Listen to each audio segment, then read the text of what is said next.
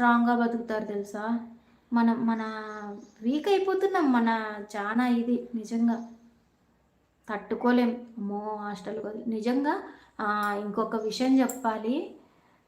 ఇద్దరు హాస్టల్‌కి పంపించేసిన తర్వాత ఇంట్లోన వాచు తిరుగుతది చూడండి. ఆ సౌండ్ నేనే ఉండేది. ఆ వాచ్ తిరుగుతుంటది. నేను ఉంటాను. అంతే. అంతే ఇంగేది ఉండదు ఇంట్లో శబ్దము. ఆహ్, ఉండిన ఆ దేవుడు ఆ టైం ఇచ్చిన టైంని మంచిగా యూజ్ చేసుకోకున్నట్ల నాకు బోర్ కొడుతుంది.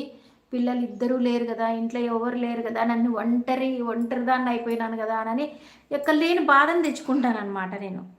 నా విషయం ఎగ్జాంపుల్‌గా చెప్తే.